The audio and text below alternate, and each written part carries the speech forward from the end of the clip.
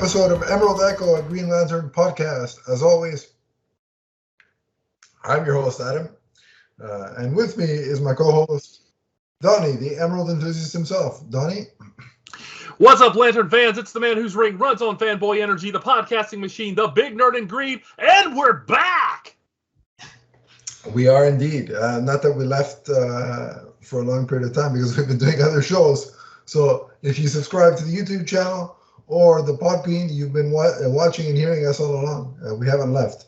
And we don't plan to, so that's the good thing. But we'll be with you forever. Well, yeah, unless an asteroid hits the Earth, then we'll sign off and say sayonara. But until then, okay. We're good. But it's going to be that anticlimactic, huh? If that asteroid hits, we're like, all right, see ya. or the Leafs win the cup, either way, because then we'll know the world is ending. Okay. But that's neither here nor there.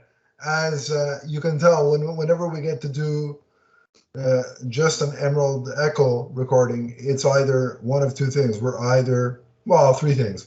We're either spotlighting a particular lantern, we're either revisiting Kyle Rayner's tenure as Green Lantern, or we're reviewing the current Green Lantern, which is being written by Jeffrey Thorne and drawn by Tom Rainey and Marco Santucci.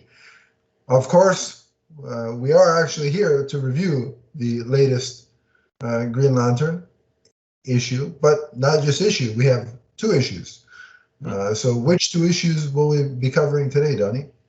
We are going to start with the annual because it was supposed to have been released before issue number 5 of the main series. That did not happen. And so now we're going to talk about that, and then we're going to go on to issue number 6. Sounds fantastic. So let's get right into the annual then. Give us a little bit of a lay of the land of what's going on in this annual. Okay, first of all, this picks up right after the Jessica Cruz story in Future State number 1. And this is a story called Exposure Therapy. And the creative team, we've got Ryan Cady as the writer, Sam Basiri, Tom Derenick as the pencilers, Hi-Fi Rob Lee, Hi-Fi being the colorist, Bernard Chang and Alex Sinclair on the cover, David Nakayama on the variant cover, Bixie Mathau, the assistant editor, and Mike Cotton, the editor. And this opens up with Jessica, being Jessica Cruz, coming to New Corrigar, having Lisa Drac and Ugg-1 and Lowe in chains with a Sinestro Corps ring. So she is now wearing a Sinestro Corps ring, and she has captured 3 members of the Sinestro Corps, and she's delivering them to Sinestro. So a pretty shocking way to open this annual. That was a cool image, to start things off. That art was fantastic. The art in this book, the whole book was just top notch. But again, I think it just shows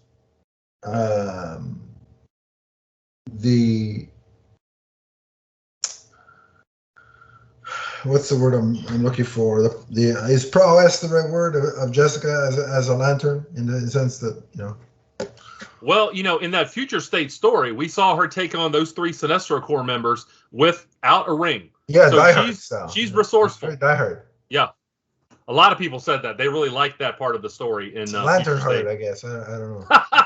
I would watch that. Yeah. Well, I mean. So anything with the name Lantern in it, I think you'd watch. Now if it starred Nort, I might skip it. But anyway. Well, HBO Max is going to do that just for you now. They're going to do a Nort 8-episode miniseries. Hashtag release the Nort show. There we go. Hey, you want to go to the moon, Alice? Bang, zoom. All right. Anyway, so. Yeah, back to this issue. I really do like, kind of the opening scene here because we get, Sinestro standing the way he usually does, very stoic and just kind of calculating the scenario. Yeah. And Lisa Drac, who, by the way, there was a point where Sinestro said a long time ago, and I can't remember the issue, that he recruited her because she doesn't have any weaknesses. Now, her powers have kind of been kind of ill-defined, but she's much more than human.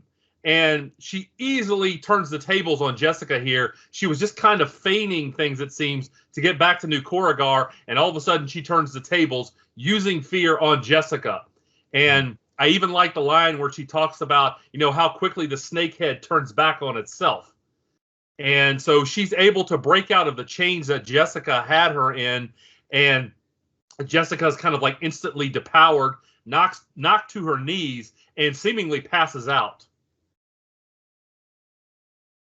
Yeah, no, my one of the things that struck me about this whole issue is Sinestro's just general unchanging mood. Like you mentioned that he was standing there, stoically. Mm-hmm. That was pretty much his whole mood the entire time. Sinestro, as we will see here throughout this issue, Sinestro is a master manipulator, and you can tell throughout this whole thing, he's just calculating, and he doesn't necessarily have to do anything physically for you to like feel his presence in a book. You can see the wheels turning in his head as he's standing there stoically, just observing, for sure. But yeah. It's just something I noticed throughout the issue as things were going on, was like just the unchanging demeanor, except for like there was a moment where he laughed scoffingly at one of Jessica's sarcastic remarks. But, yeah, that was in a latter scene where he was like, "Oh, human wit, how little I've missed it." Yeah.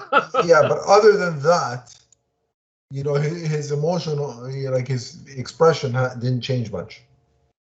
No. Which I find interesting. Yeah. Again, he was calculating the whole time and, absolutely, assessing the situation. And so we see that Jessica, she wakes up on New Koregar, and she's been asleep. She's in a bed. She's not in any way imprisoned. And we see why. New Koregar is this like finely tuned machine that's run under fear. Okay. Yeah. Sinestro has everything running his way. We kind of see his vision of what he thinks reality should be like and how a society should function. He's got it running quite well. You gotta give him. It's you peaceful. Got to give him props for that. Sure, it's peaceful because nobody dares step out of line. Exactly. He's like, go ahead, try it. Yeah, go ahead and try it. Again, no need to have, the Sinestro Corps out acting as police or whatever because everybody's petrified. So, it's an interesting exchange here, too. She goes to his quarters and they kind of have a discussion. And it's kind of a battle of wits a little bit. She's like, I'm just here to give the ring back. Yeah. And through this, Sinestro talks about, and this is kind of the meat of this issue, is the nature of fear. And there's a lot of deep kind of delving into that emotion. Well, first of all, Sinestro, and this is something I think we'll get into a little bit when we talk about issue number 6. He's like, you only think that fear is a weapon to be used, to be turned outward on people. And that's not right. He's like, I'm not a sadist, I'm an altruist. Now, that's a little bit of an overstatement. Just a little bit. That's how he sees himself. But yeah, that's how he sees himself. And no, Sinestro is not someone, I think, who takes great glee in killing, especially anyone that's kind of outside of the scope of the Guardians and the Green Lanterns and their allies. Yeah. He's not somebody who just goes out randomly killing people, taking joy in it. Yeah, I don't think he'd bother with anybody that doesn't affect him or like you say, the core or anything in his. He's very focused. He's not going to get caught up with anything outside of his realm, so to speak. Like, you're not going to see Sinestro randomly go to Metropolis and start killing people. Like, he doesn't care. And Sinestro has had a lot of heroic moments in the past. Yeah. He can be that way when it suits his ends. Right, exactly. Yeah. But again, he talks a little bit about, and I really like the retro art here when we have like the flashback. talking about, his experience with fear and what is the nature of it. And he does make a point in that fear is often looked at in kind of a reductive way, that it's just something that fear is paralyzing and it stops our will to, act. But fear is multifaceted, and there's a lot of positive aspects to fear. Okay, if you're standing on railroad tracks and you see a big light bearing down on you, you should be afraid of that, and you should step off of it. If you're at a red light, you should be afraid of running that red light and maybe running somebody over. Indeed. You should be afraid of a virus that has been killing people, hundreds of thousands and millions of people for the last 2 years. Definitely. That doesn't make you fearful. That makes you smart. Yeah, exactly.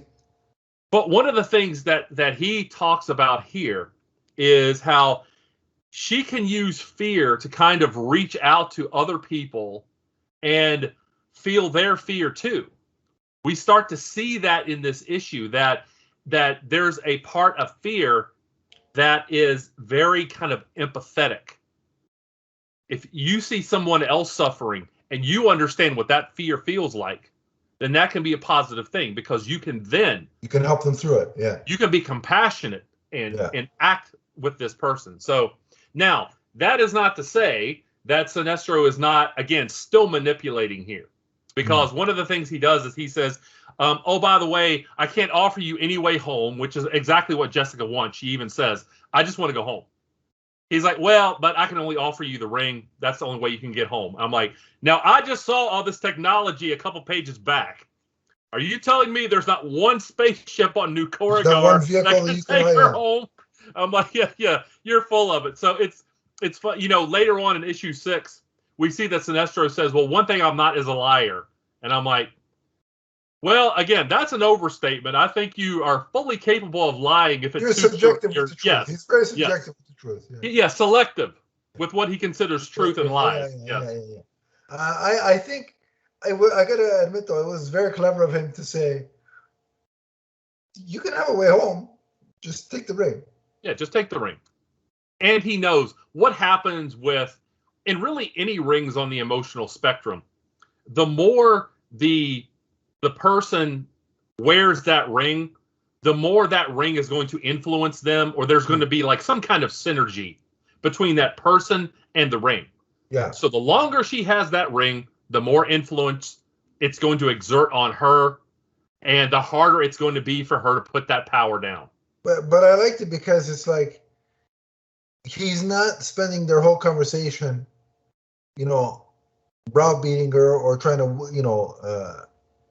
like hammered into her head until she submits that you need to become a part of my Sinestro Corps. He's just like, yeah, take the ring and bring it back or send it back when you're home. Yeah, and I like what he's like. Well, you show promise, yeah. But I'm not gonna. And see, that's the thing is a lot of times I'm not going to force you to do anything. Yeah. Well, see, here's the thing about Sinestro is that he's so good at manipulating. He can make you do what he wants. I mean, he can force her in a way without forcing her, right? Well, exactly. He can get you to do what he wants without it seeming like he's making you do what he wants. Yeah. Okay? He can make it seem like, oh, wait a minute. Oh, it's my idea, so I'll go do yada, yada, yada. Well, he's just let that roll because that matches up with his ends. It's like if I tell you, if I sit here and say, Donnie, there's a real nice Hal Jordan statue that would fit perfectly in that cabinet to the right of you.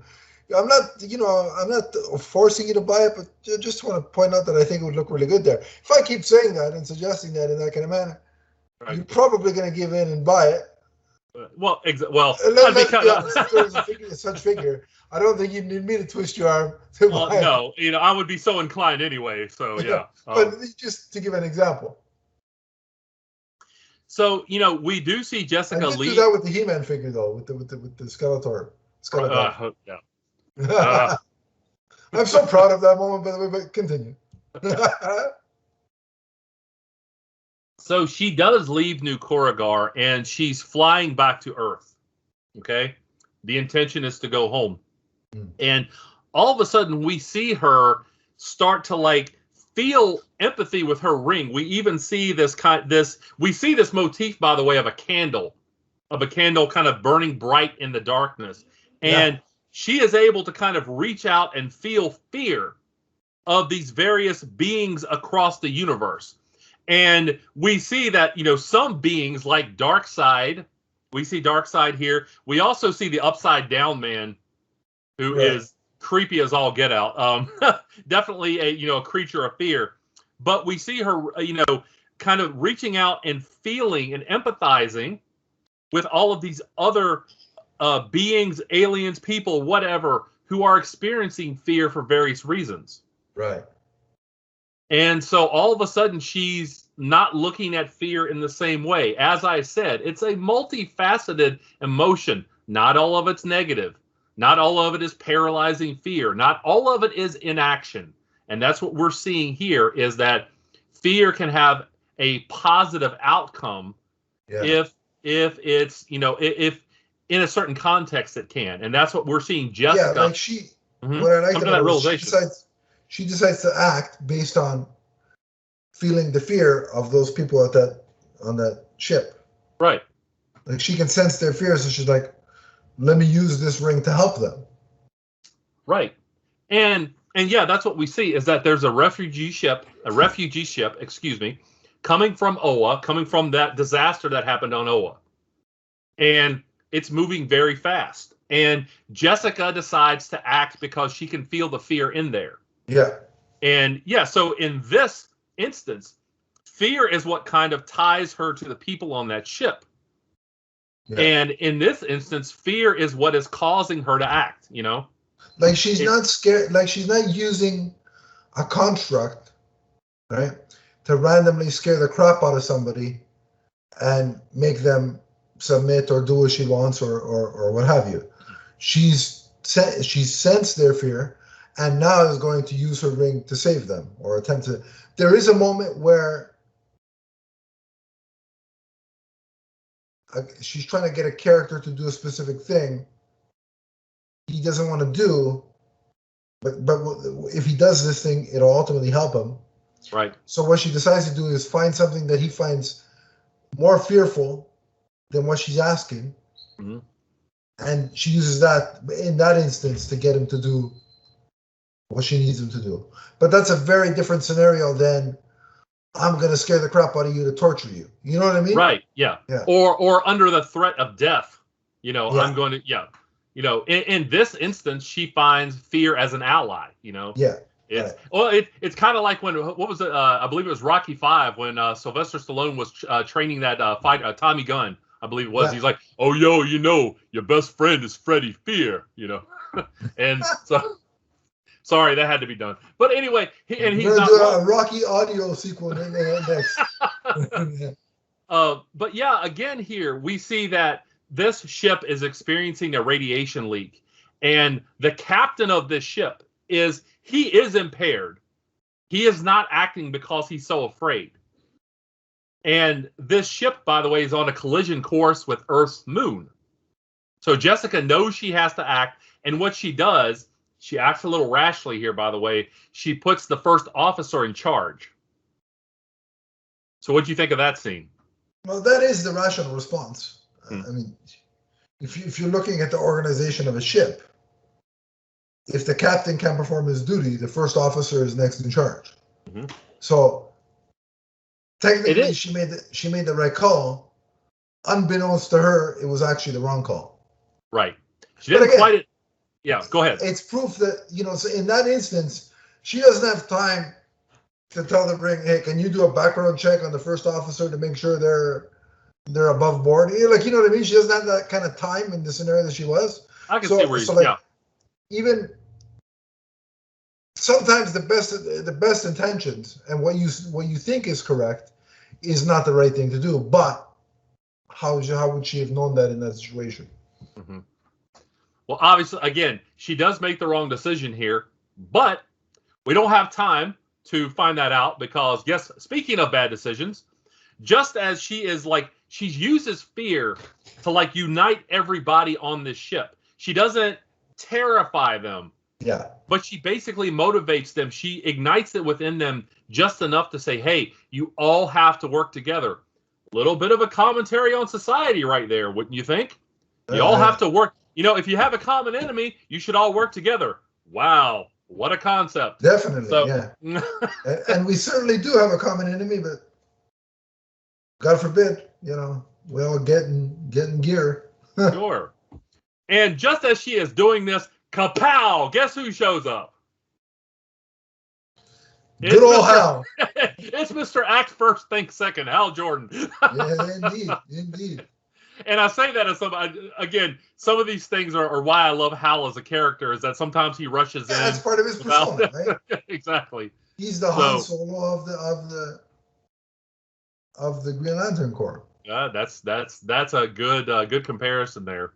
So, and by the way, again, I like the art here. You know, he flies in with kind of, you know, jet plane looking construct. Oh, that was a beautiful shot. Yeah, and great coloring. That would be like a great framed piece of art or a computer background. You know. Yeah, actually, I might try that. I might try that later. Actually, now that I mentioned it. Yeah. that's that. Hey, I'd like to see that. And but of course, you know, again, he realizes, hey, it's Jessica, and she's like, whoa, it's Hal. So we see this reuniting between the two of them, and initially they're just kind of excited and relieved to see one another. But then Hal kind of assesses, wait a minute, she's got on a yellow ring. Yeah, but my thing is, I like how he was kind of shocked by that, but I'm like, wait a minute, didn't you see the yellow uniform? And let like me it wasn't that she was wearing. It's not like she was wearing jeans and a t-shirt. Right. Well, you know. and go ahead for it, because I have something that I no, need to go. Yeah. Okay, so I've seen some people say that they thought Hal overreacted, and I'm not necessarily going to disagree here, but you need to see it through this lens. Okay, let's assume that either Emerald Twilight or his when Parallax took control of Hal, one of those two things or both of those things have happened in this continuity. Let's just assume that one of those things happened. Hal knows what it's like to betray his core. He knows what it's like to be controlled by fear. He knows what it's like to have those past mistakes in play. And I think he saw her, and in his heightened emotional state, he was like, wait a minute, is she part of this? Has she possibly betrayed us? And so he kind of overreacts, and there's a couple panels where he's like screaming at her, and people are like, oh, that's out of character. Well, I'm like, I don't necessarily think so, because again, he is somebody who he's bound for Oa from Earth. He doesn't know what's going on. Again, very emotional, and I think he thought Jessica maybe somehow tied into what happened. Yeah, right. Because, you know, there's an old saying, and I'm going to butcher this, that the things that irritate us most about others are when we see the worst part of ourselves reflected in others, the things that we hate about ourselves. Well, I think Hal looked at that and said, wait a minute, did this happen because Jessica went over to the other side? Yeah, and he has that. I think it's fair to say that on some level, he'll always live with the regret and the guilt of that. You know, I think Hal always looks at, now he's kind of the legend who regrets his past when it comes to that. And I think he views everything now through that lens of the past, of, again, whether it's Emerald Twilight, whether it was his decision or whether it was Parallax, doing that through him. Either way, he feels responsibility for that. Yeah. So then we see with this issue that Jessica realizes that her plan has gone sideways, because the first officer is actually part of a mercenary group smuggling contraband, and the survival of the citizens, they're not a priority. No. Yeah. So By the way, there was one part of this that I thought was a little strange. Sinestro kind of pops up communicating with her through her ring. Yeah. She was a little surprised by that, but I'm like, well, Green Lantern rings do that too, though.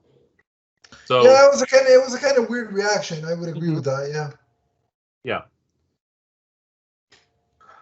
So maybe she thought he wasn't going to chime in. He wasn't watching because he had said, "Well, go home and if you want, send the ring back and whatever."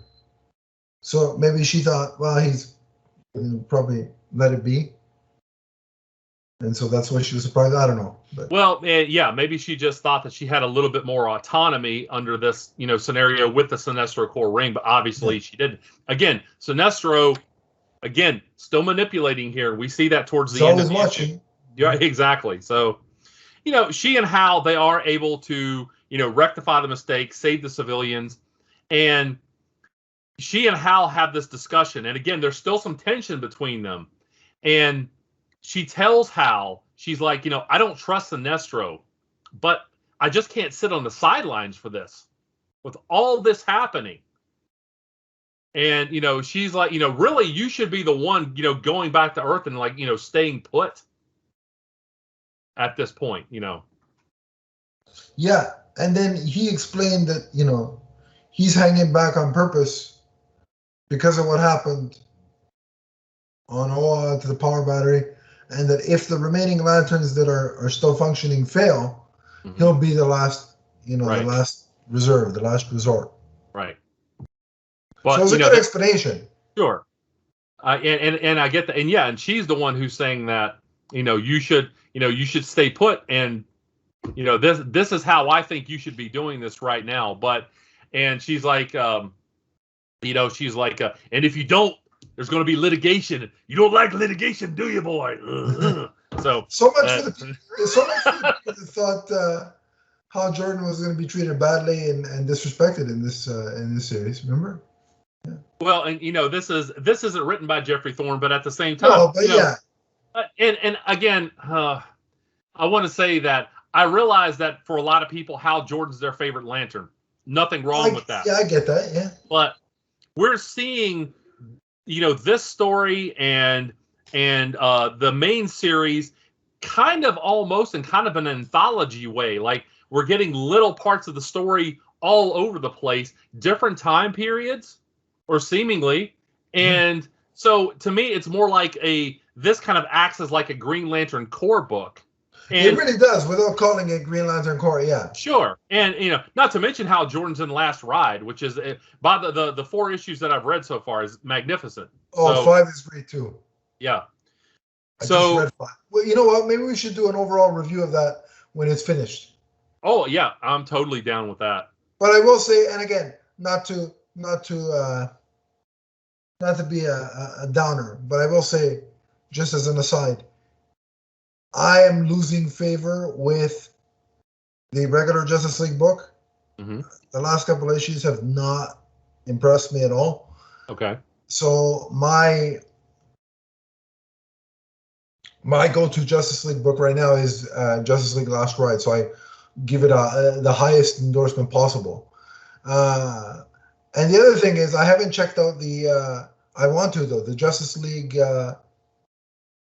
is it called Justice League United? The one that's in continuity with the animated series? There's a new one. Yeah, I know what when you're talking. Yeah, is it? Yeah, maybe it is Justice League United. I haven't read it yet, but it's on my list. Mm-hmm. And if that's good, then we'll also do something a review for that when at least one arc is complete. Okay. Yeah, I'm totally down with that. But yeah, continue. We went a little bit on a JL tangent, but that's fine. So Green Lantern's in that, so we're allowed. Well, yeah, there you go. So goes. It's our show. We're allowed to do whatever we want. That's right. I want to talk about bacon and apple pie. Damn it, that's what we're talking about. That's you'll like it. Speaking of Steven, apple pie. Well, if I can get on here and do impressions of Rocky and Randy Savage, then yeah, obviously we play it fast and loose sometimes. So. Yeah. But we play fast and loose with continuity. Well, but what we see here is Jessica makes the decision instead of going back to Earth, because again, she's been saying, I just want to go home. She instead goes back to New Korugar. Yeah. And of course, Sinestro was like, yeah, I knew that was going to happen. Of course you're coming back. The arrogance on that guy is just priceless, man. Yeah, and even Lisa Drack was just like, hey, how you doing? Come back. Oh, no hard feelings, you know. And I like how Jessica's like, you know, I'm not going to say your oath. And Sinestro's like, hey, no problem, because he knows she's still operating in a way that he finds pleasant now. So we see her at the end here recharging her ring. Yeah. So. And I like the fact that he's like, he puts them together. He's like, you two are going to have to work together. Can you handle that? Yeah, exactly. Yeah. So, and like I said, I like Sinestro in this. I like Jessica's characterization. I like the theme of, again, fear being a complicated emotion. I like the fact that, yes, she's joined the Sinestro Corps, but they did it in a way where she did not betray her character, and she did not betray the Green Lantern Corps. Mm-hmm. I also think this makes sense for Jessica because of her experience with fear and anxiety, and now she's getting a chance to use that, her experience with that, and use it to accomplish good. Mm-hmm. And I dig that. Yeah, this wasn't like kind of the heelish turn that, like, you know, Saronic Natu had in Hal Jordan and the Green Lantern Corps, where, you know, she went off and branded Kyle and, you know, this is not like the Third Man situation where Hulk Hogan comes in and exactly. you know, does the leg drop on Randy Savage and then spray paints him. You know, it's very different. Right. And right now we got about half of our listenership is like, what are you talking about? Oh, what? Yeah. Ash at the Beach 1996. Go check it out. So that's right, YouTube. Yeah. So that brings us to the end of the annual. So what are your thoughts, sir, as far as rating? Oh, for me, it's a 5 for the writing, and the art is a 5 as well. This is perfect. This was a perfect issue. The writing, yeah, I'm going to give it a 5. The art, I'm only going to give a 4. And the reason why I say that is most of it was spectacular, and there was nothing technically wrong that I saw there, and I'm going to nitpick this a little bit, but to me, Sinestro was drawn a little too young looking. Okay, all right. Or, he's supposed to be an experienced leader here. I'm just like, all right, well, but he looks like he's 20. So I know that's a nitpick. Nothing wrong with the art at all. Again, technically beautiful. Fine. Yeah, but that's, yeah. So writing 5, art 4. So. Yeah. Awesome. All right. Shall we move on, sir? Let's do it. Okay. We go to Green Lantern number 6. And key word here, this story is called Entanglement. And remember back, you know, when the battery supposedly blew up, and now we see that it was actually deconstructed, and we saw the Guardians kind of entangled in, you know, later on. That's what caused Kelly to, like, you know, kind of lose her mind and go to New Korugar. Yes. So this is a story called Entanglement. Jeffrey Thorne, the writer, Marco Santucci, Tom Rainey, Mike Atea, Simon Boland, Bernard Chang, and Alex Sinclair with the cover, Brian Hitch and Alex Sinclair with the variant cover, Mike Cotton, senior editor, and Bixie Mathau, the assistant editor.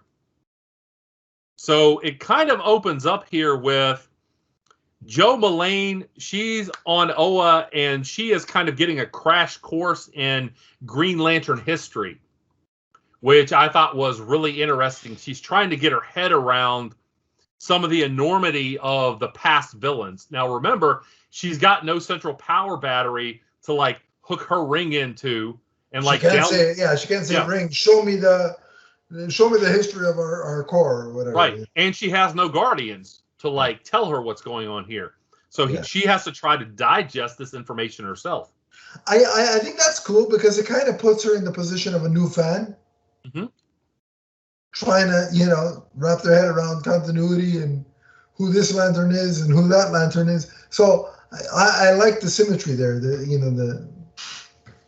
That's cool. Like, so if you just started reading Green Lantern, she's kind of your your representative in this story. And yeah, I think for a lot of there are some younger readers, and I've seen some feedback online. A lot of people like Joe. They connect with Joe, maybe more so than for there are a number of reasons for this, but maybe more so than the older titular Lanterns. Mm-hmm. You know, they like her. You know, the new take with Far Sector, and so they're connecting with her. So yeah. So what we see early on here is that she and Simon, and again, we're going to take a step back here. This is her and Simon deciding to go to New Koregar and rescue Kelly. And you know, in the last issue, we only got like a snapshot of Simon in that armor, and here we actually see him, you know, kind of getting into the armor, and I really like that. And it wasn't it. I believe it wasn't it Payafel or somebody who referred to him as the Broken Lantern, and he's like, "Hey, no." Yeah, I'm not broken. I think. Yeah, I think offense. Yeah, I forget which character did that, but he gets into armor, and like I said, I really like it, and the fact that Joe charges it up with her ring. No, it's not the same at all. But you know what it kind of reminded me of? What's that? It kind of reminded me of that scene in Iron Man in the cave when Yinsen was programming, you know. Mm-hmm. It's not the same, but it evoked that kind of. Well, I mean, obviously there's a parallel there with the armor he's wearing in Iron Man. So yeah. So we see the two of them head off to New Koregar, and now her ring at this point, I believe she says it's only at 57%. So she's flying Simon there in kind of this like metallic construct, this metallic bubble construct. And she obviously intends for that to go there and pick up Kelly and get Kelly out of there. However, they arrive at the point where we saw in the previous issue where Kelly is using this giant construct of John to fight against the Sinestro Corps. Yeah. And so with this story, you kind of see a pivot in the timeline. Well, not in the timeline, but what we saw in the previous issue, we kind of saw Kelly fighting with the Sinestro Corps, and I didn't think that was all that there was to it, and there wasn't. We see that Joe and Simon have intervened here, and they're actually part of the reason that Kelly is able to overcome the Sinestro Corps and kind of fight them to a draw for a time. So, and she makes a big kind of. And I think just quick. I don't think that belittles or devalues Kelly at all. I just think, you know, it makes the character more believable. And yes, man, her and that Gauntlet have some immense power, but she's still, you know, 12 or 13. And this is the reminder of that she's not, you know, for lack of a better word, she's not Superman. She can't do it all herself, right? Right. And again, you know, she has a power source that we're still learning about. Again, we don't know all the details behind the Gauntlet, but you saw Jessica take her down easily because Jessica, you know, kind of comes up behind her and kind of ignites that fear. Yeah, Jessica's more experienced. And again, based on the previous issue we're talking about with the annual, now we understand Jessica is already kind of, and I won't say we use the word lethal. That's not the right word, but proficient in using. Yeah, she's kind of like Anakin, but you know, not killing kids. Mm-hmm.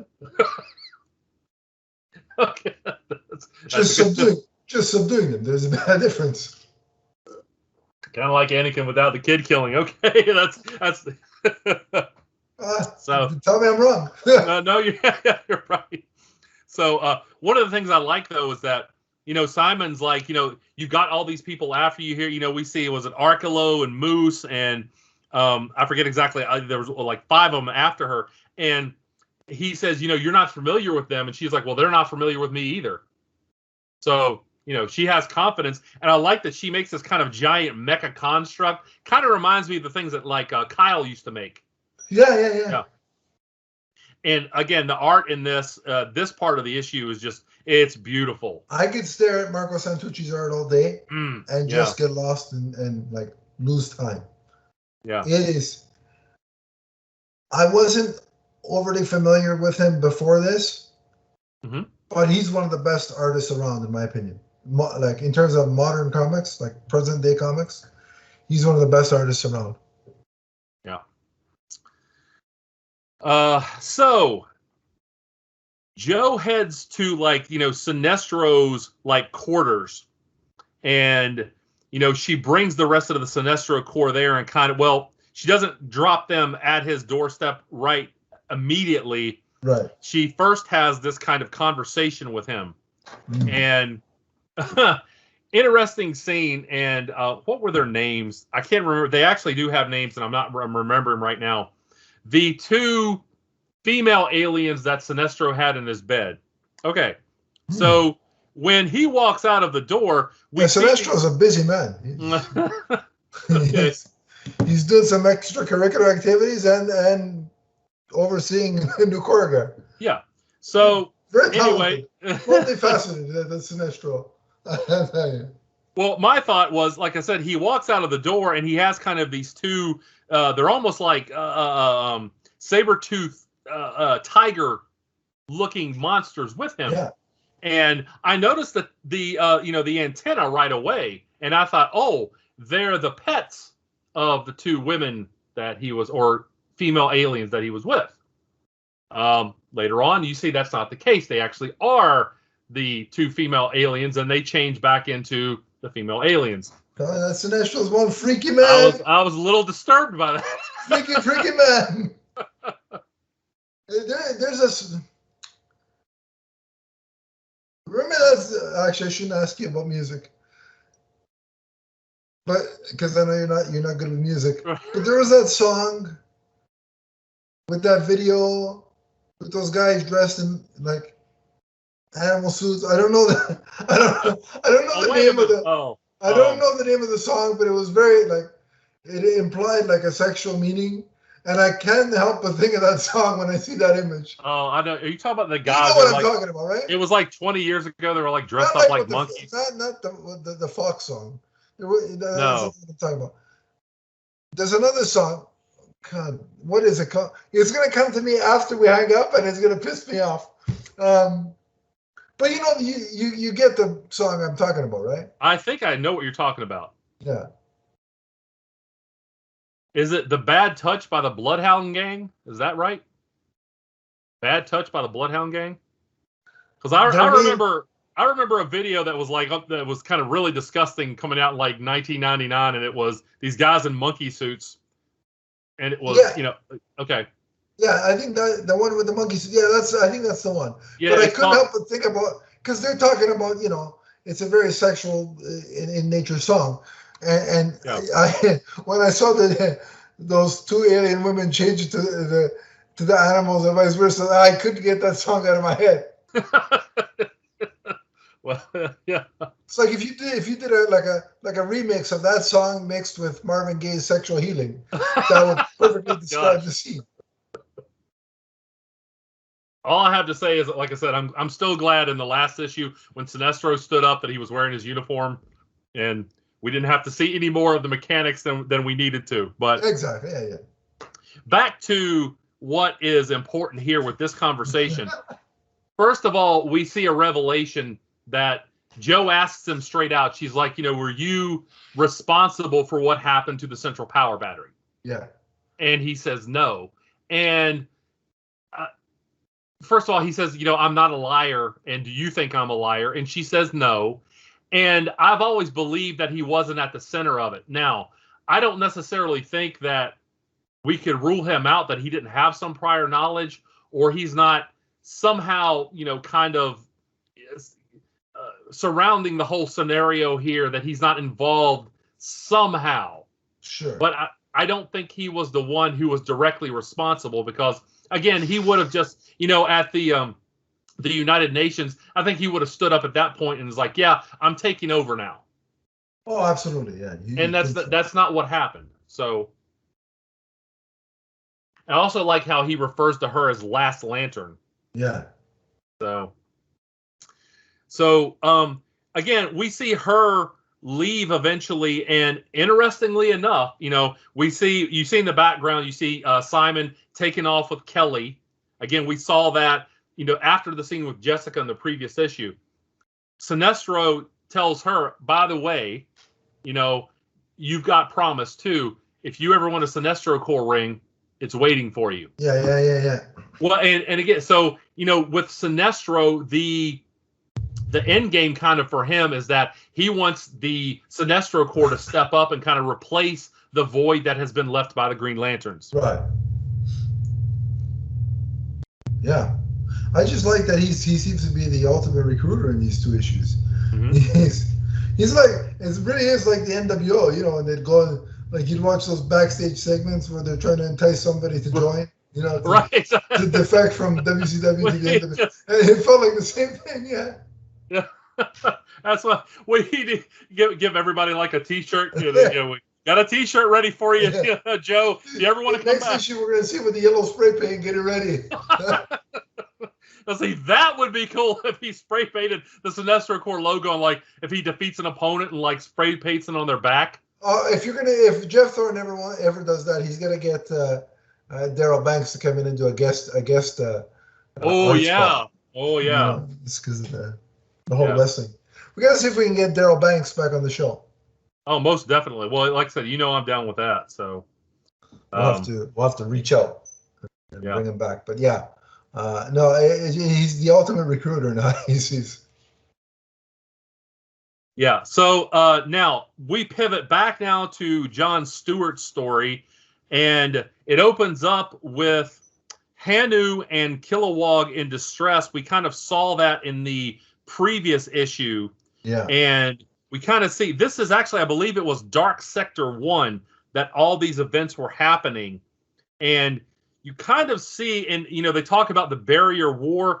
We see kind of the takeover here, and it's actually the Gold Centurions who have come through this wormhole or whatever, and we see that they're talking about the Lightbringer, and that the Lightbringer is coming. By the way, Econex and Jex, those were the two names of the females that Sinestro was with. Oh, well, there we go. At least I'll get bogged down on details. We know their names, but does he? That's the real question. Because in 9 months, this could be a problem for him. I never thought about that. Oh, man.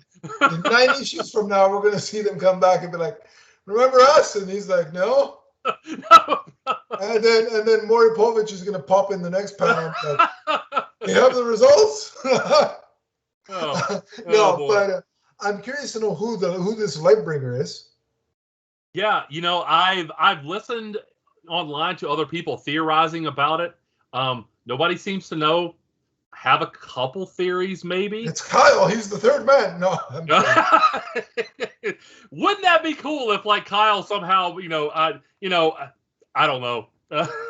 Lightbringer, White Lantern. I don't know. That was just off my head, top of my head. Yeah. And I want to mention Kyle because I like Kyle. Well, likewise. Well, I wondered. I was like Lightbringer. I was like, is it some type of new lantern? Is it some inverted version of one of the lanterns, like Kyle, or is it like an alternate universe version, or is it somebody like Relic, who at a different point, good point, somebody like that. And again, those are absolute long shots. I don't know who and then again, it could be Highfather or somebody like that, right. Because obviously there's a new Gods connection here. So we also see Sakari kind of filling John in on the Barrier War by once again using those tentacles to kind of, to tap into his mind and kind of let him know. That mind meld kind of thing. Yeah. I've got to ask Jeff if that is inspired by Avatar, because it definitely seems like it is. That could be. Yeah. Yeah. I also really like the art here for the Gold Centurions. They look really, really cool. Oh, absolutely, yeah. Yeah. And it's almost like a religious conversion for what they've done to that, like the aliens on that planet. But I mean, they when they come, the place is like in chaos. And oh man, it's a really interesting issue to see, where Jeff is going with this. Because it seems like he gives us information, and like you think he's solving something, but then he opens up another little there's mystery about 50 somewhere more else. questions. Yeah, You exactly. get about 3 answers and 45 questions. Mm-hmm. Coming out of that. Well, we get a big answer here at the end. We finally know who that mysterious guy. I think it was issue number 1 and issue number 4. The guy with like the floating guy with the light with the white circle. That's Lonar, who's kind of a lesser known new god, and he's just kind of sitting there when John is ready to lead this expedition, and he's like, "Okay, I'm here," and to see whether John's going to kind of pass or fail. And he's like, my name is Lonar. I'm from New Genesis. I'm here to watch you save the universe or destroy it, one or the other. Yeah, he's like, I'm not going to help you. I'm just here to watch. Mm-hmm. So what is his role in all He's of this? kind of like the Watcher. Yep, exactly. Yeah. Not quite as removed. He's just kind of sitting there, but yeah. I mean, you can see him. He's like, next issue, he's gonna have some popcorn. They're like, this is, But I feel bad for Kilowog. He's still spreading. They're still going to rescue him. Yeah. Kilowog and Hanu, they're still in a bad way there. So. Yeah. But at least help's on the way. Yeah. So what do you think of this issue? Overall, again, really, really solid stuff. I like both aspects of the story. I like how the first part kind of filled in some gaps from last issue. Mm. The sort of and I like I said, I really like the I'm really enjoying the. Of course, Green Lantern is always going to have that sci-fi element, but the John Stewart centered story feels like even more so tapping into the sci-fi realm. It's got that, like I've said before, it's got that Star Trek kind of vibe. Mm-hmm.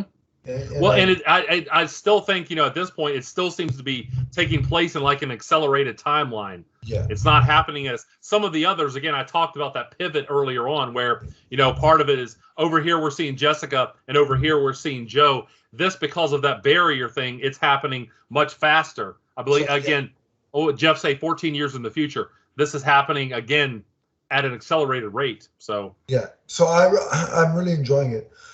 So the story is going to get a full 5 from me. The art is going to get a 4.5. Well, that's my rating too. Story was 5, art 4.5. It's really solid. The art.